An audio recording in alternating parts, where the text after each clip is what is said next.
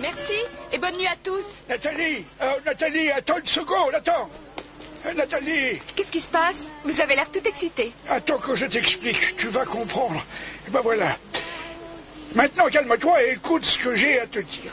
Mais je suis très calme, c'est vous qui êtes énervé. Bon, alors tais-toi et écoute-moi bien. Tu te souviens de cette brute à qui tu avais eu affaire l'autre jour? Ah oui, vous voulez parler de cette espèce de voyou qui s'en est pris à moi? Heureusement que vous êtes arrivé pour m'aider. Oui, c'est bien de lui que je parle. Eh bien, figure-toi que ce minable m'a donné un bon tuyau sans le savoir. Tu vois ce bar qui est là-bas? Tu le vois? Chez Mimi? Ah oui, je connais bien la patronne. Il y a là-bas un compositeur qui s'appelle Édouard et un nom comme ça.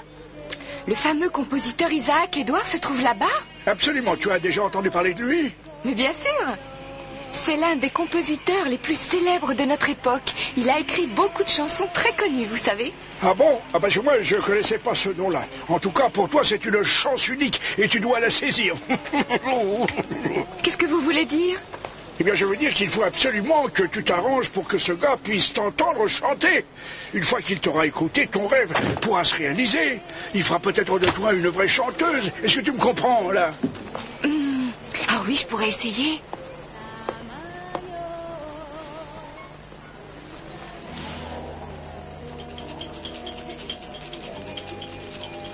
Je me sens vraiment bien ici.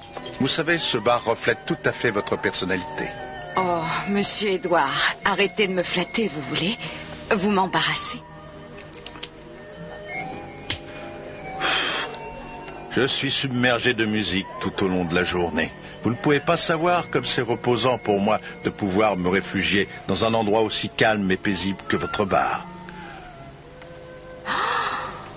C'est lui. C'est bien Isaac Édouard. C'est l'occasion ou jamais de le rencontrer. Je dois absolument en profiter. Allez, courage. Après tout, j'ai rien à perdre. Une petite chanson, mesdames et messieurs.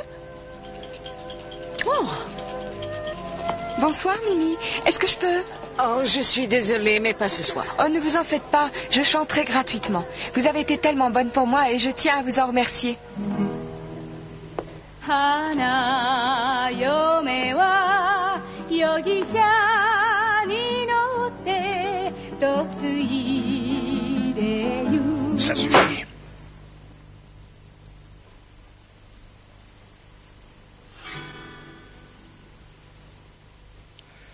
Excuse-moi de t'avoir interrompu. Je n'ai pas envie d'entendre de la musique ce soir. Je suis venu ici pour prendre un verre dans le calme. C'était justement ce que je disais à Mimi au moment où tu es entré ici pour chanter. Oh, je vous demande pardon, monsieur Édouard. Je suis vraiment désolée. Alors tu sais qui je suis? Oui, bien sûr. Eh bien, dans ce cas, je vais te donner un petit conseil. Est-ce que tu veux bien? Alors écoute-moi. La musique, c'est fait pour apaiser les gens. Alors si tu aimes vraiment la musique, ne viens plus nous casser les oreilles avec tes chansons. Très bien, j'ai compris, monsieur. Bonsoir. Reviens demain soir. Oui, entendu. Je crois que monsieur Édouard avait raison. Je me suis mise à chanter sans me demander si les gens avaient vraiment envie de m'écouter. Je voulais juste attirer son attention et ça n'est pas digne d'une vraie chanteuse. Allez, arrête de dire des bêtises. Un bar, c'est fait pour aller boire un coup et pour écouter de la musique. J'arrive pas à croire que cet imbécile t'a demandé de te taire alors que tu proposes d'être chanté gratuitement. Mais pour qui il se prend, celui-là, hein? Vous prenez ça trop au sérieux. Mais c'est parce qu'il s'agit de Nathalie. N'oubliez pas une chose, hein. Je suis le président de son fan club. Alors, quand même, hein. Et puis, dites donc, qu'est-ce que vous avez mis dans le ragoût, là? Dis, maman, c'est quoi ça? Je ne sais pas. En tout cas, ça n'a pas l'air comestible. Faites attention, parce que la prochaine fois, vous aurez des ennuis avec les clients si vous leur servez n'importe quoi. Voyons s'il n'y a pas autre chose. Du caoutchouc, un morceau de plastique, ça, mais des épluchures de navet, quoi, que je sais. Mais enfin, maman. Je suis désolée, je ne suis pas très douée. Ah. Vivement que ton père revienne. Moi, je n'y connais rien du tout en cuisine. Oui, c'est ce que je vois.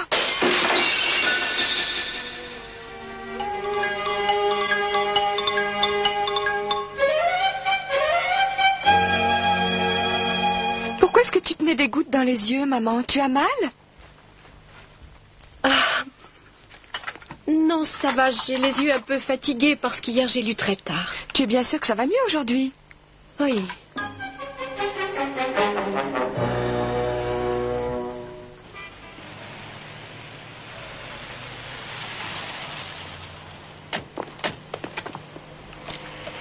Voici l'immeuble des Disques Orion. J'espère que tu as tout arrangé pour moi. Je ne veux pas paraître ridicule. Ne t'inquiète pas, ma chérie, il n'y aura aucun problème. Le responsable de la production est le cousin du directeur commercial de la compagnie de ton père. Parfait. Venez avec moi, je vais vous montrer le studio. Voici l'une des chanteuses que nous avons l'intention de lancer prochainement, voyez-vous.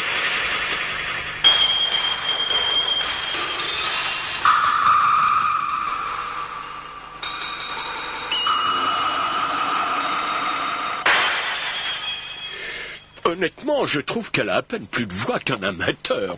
Je trouve qu'elle n'a rien de très exceptionnel. Mais est-ce que vous pensez que vous arriverez à en faire une vedette? Oh, mais sans aucun doute. Avec de bonnes techniques d'enregistrement, une grande campagne publicitaire et un bon professeur de chant, ça devrait être possible. Et qui est-ce que vous comptez engager comme professeur de chant, dites-moi? Nous allons faire appel à un compositeur très célèbre. Il s'appelle Isaac Edward. Mais rien ne dit qu'il acceptera. Il prend très peu d'élèves. Et le problème, c'est qu'il ne connaît pas encore votre fille. Quelque chose me dit que vous saurez le convaincre. Eh bien, je ferai de mon mieux. Voilà, je vous ai tout dit. Je serais vraiment enchanté si vous acceptiez. J'aimerais avoir un peu de temps pour réfléchir. Mais vous serez très bien payé. Alors c'est d'accord? Je n'ai encore rien dit. Ah. Très bien, on va voir. Bon, j'aimerais entendre votre voix. Très bien. Courage, ma chérie. Chantez-moi ce que vous aimez. Je vous laisse le choix. Je vais vous chanter une ballade italienne que j'aime bien.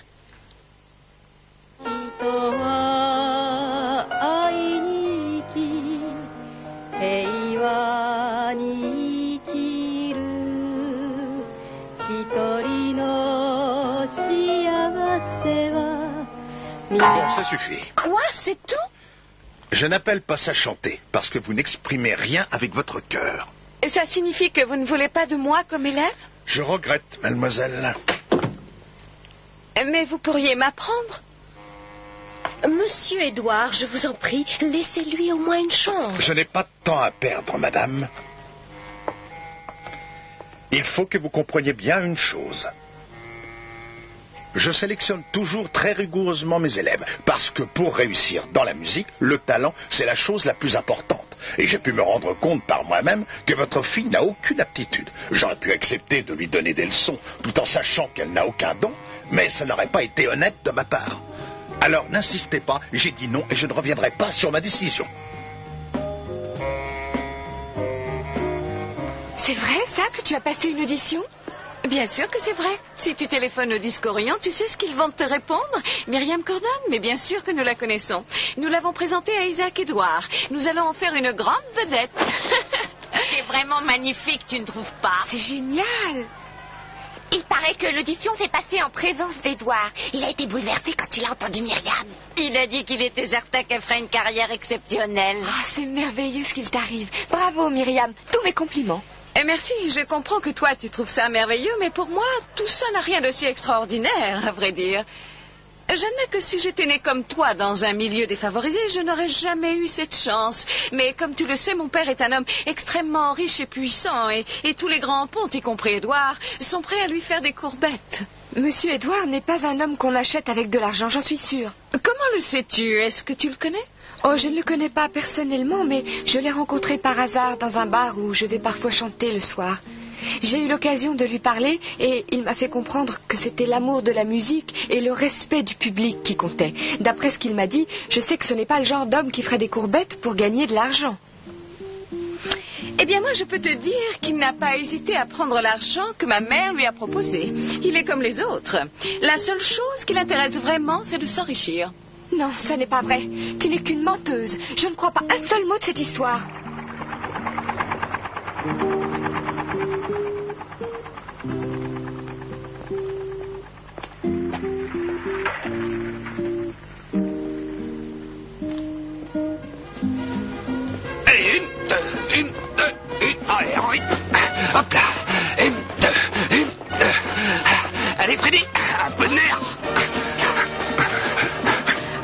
c'est Freddy. Oh, Freddy! Coucou, Freddy! C'est moi, Nathalie! Freddy! Freddy, est-ce que tu m'entends?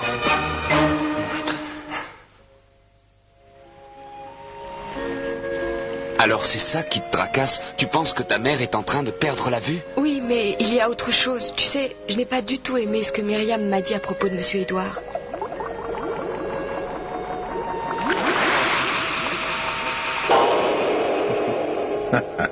Non, ça n'est pas vrai. Je suis certaine qu'elle m'a menti. Je ne peux pas croire ça. Monsieur Édouard est quelqu'un d'extraordinaire. Je suis sûre qu'il n'est pas comme ça.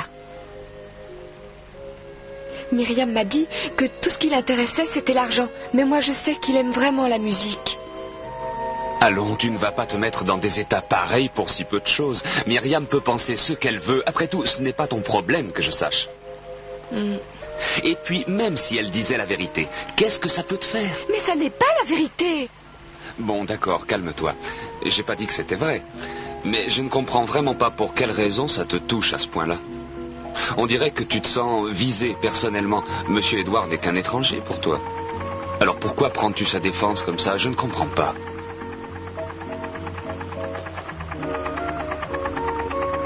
Écoute-moi, tu es faite pour chanter. Moi, je suis fait pour faire de la boxe. Oui, ça c'est vrai. Alors ce qui compte pour nous, c'est d'avoir du talent et d'être persévérant. L'argent et la condition sociale n'ont vraiment aucune importance. Freddy, attends. Au revoir. Au revoir. Avoir du talent et être persévérant. Oh oui, Freddy a raison. Ce sont les deux choses les plus importantes. Et je suis bien décidée à tenter ma chance. Merci, Freddy.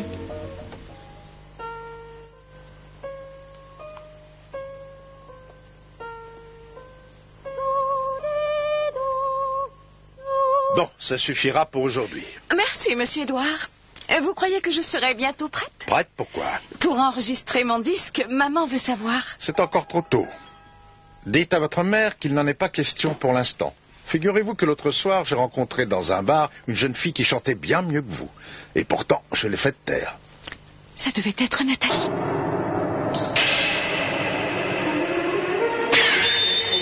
Comment pouvez-vous me comparer à cette petite misérable? Mais de qui parlez-vous? Dans ma classe, il y a une fille qui s'appelle Nathalie et qui chante dans les bars. C'est d'elle dont vous parliez? Vous avez bien dit Nathalie, n'est-ce pas? Oui, il me semble qu'elle s'appelait comme ça. Je ne comprends pas que quelqu'un comme vous puisse fréquenter ce genre de personne. Je ne sais pas si vous êtes au courant, mais elle n'a pas très bonne réputation. Elle traîne avec toute une bande de voyous qui sont allés jusqu'à s'en prendre à son pauvre père. Écoutez, je connais à peine cette jeune fille, mais je trouve ça très mesquin de votre part de colporter ce genre de ragots. Vous devriez avoir honte de votre attitude. Croyez-moi, ce ne sont pas des ragots. Ça suffit.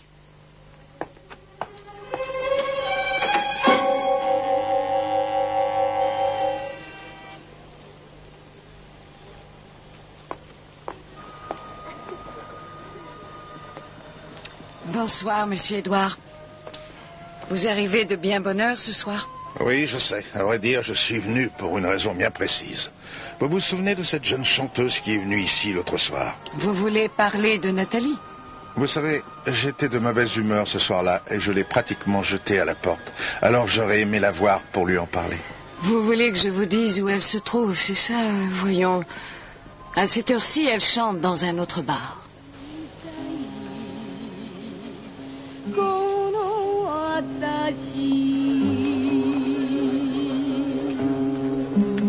Merci. J'espère que vous avez aimé cette chanson.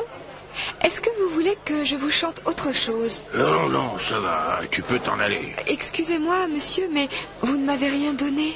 Oh, voyons, j'ai eu la bonté de t'écouter, tu voudras en plus que je te paye? Mais c'est vous qui m'avez demandé de chanter. Vous devez me donner quelque chose. Bah, tu n'es qu'une... Oh, c'est pas vrai. Bah, j'étais bien tranquille dans mon coin et c'est toi qui es venu me trouver. Tu m'as demandé si je voulais écouter une chanson et moi je t'ai répondu pourquoi pas, mais tu m'as pas dit qu'il faudrait que je te paie, alors va-t'en. Oh, c'est vous, oncle Oscar. Qu'est-ce que vous faites là? Je te rappelle que je suis le président de ton fan club. Mon devoir est de te suivre partout et de te protéger. Oh là là, je sens que ça va chauffer. Et maintenant, à nous deux, cher monsieur. Non, mais qu'est-ce que vous faites là? Arrêtez, laissez-moi tranquille. Maintenant, tu vas payer, toi, compris? Allez, dépêche-toi de donner une petite pièce que tu lui dois. Tu lui as demandé de chanter, alors il faut que tu payes. Non, mais lâchez-moi, mais vous entendez, au secours! Non, je t'en prie, arrête. Laisse-moi m'occuper de ce petit perroquet, là. Il mérite une bonne leçon. Monsieur Édouard. Non, attendez un instant. Monsieur Édouard. Ne t'approche pas de moi, espèce de sale petite voleuse. Ne me touche pas.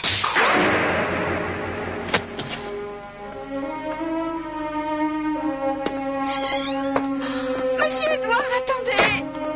Oh non.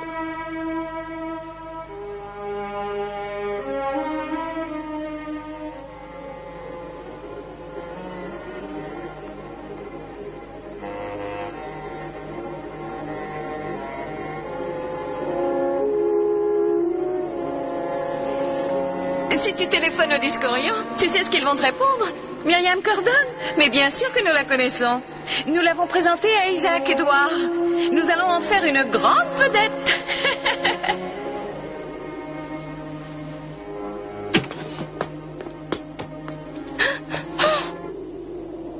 Ne t'approche pas de moi, espèce de sale petite voleuse. Ne me touche pas.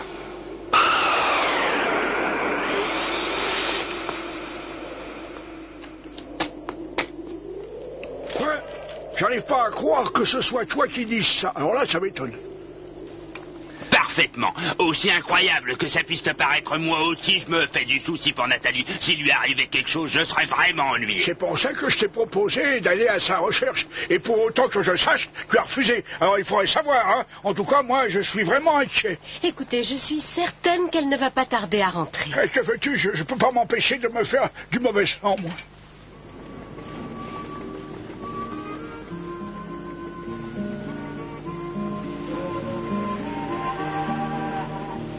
Toi, tu es faite pour chanter. Et moi, je suis fait pour la boxe. Tout ce qui compte, c'est d'avoir du talent et d'être persévérant. La condition sociale n'a aucune importance. Freddy a raison. Tais-toi, espèce d'âne bâté que tu es. Si moi je suis un nana, alors toi t'es qu'une bourrique, si tu veux que je te dise. N'oublie pas à qui tu parles, hein. Je suis le président du fan club de Nathalie, imbécile. Oh, le président du fan club de Nathalie. Mais dis-moi, est-ce que ce ne serait pas à cause de toi qu'elle a disparu? Pourquoi tu poses cette question? Tu sais bien que non. Ouais, ben d'après ce que je vois, t'as pas encore compris. Pourquoi? Je vais t'expliquer. Je sais que je suis quelqu'un de pas très fréquentable et c'est pour ça que j'évite autant que possible de me montrer en compagnie de Nathalie. Par exemple, si je la rencontre dans un lieu public, eh ben je fais comme si je la connaissais pas et je tourne les talons. Ben, si tu l'aimais bien, tu ferais pas celui qui ne la connaît pas. Mais c'est pas vrai. T'es vraiment bête ou quoi? Tu te rends pas compte que ça pourrait lui faire du tort si jamais on la voyait avec des gens comme nous? Les gens, ils pourraient raconter toutes sortes de ragots sur son compte. Alors c'est pour ça que moi, je fais semblant de pas la connaître. Je veux pas nuire à sa réputation, tu comprends? Je pense que tu devrais faire comme moi. C'est le plus grand service que tu puisses lui rendre. C'est vrai, t'as tout à fait raison, là. J'avais pas pensé à ça. Tu aurais dû me le dire plus tôt, enfin. Nous allons attendre encore un petit peu. Et si elle est pas là dans 10 minutes, on ira la chercher. Pardon, Nathalie, je voulais pas ça. Je suis désolé. Arrête de pleurer. Plus fort que moi. Oh. Ah bah ça y est, t'as plus à t'en faire, la voilà qui arrive. Oh, oh, oh.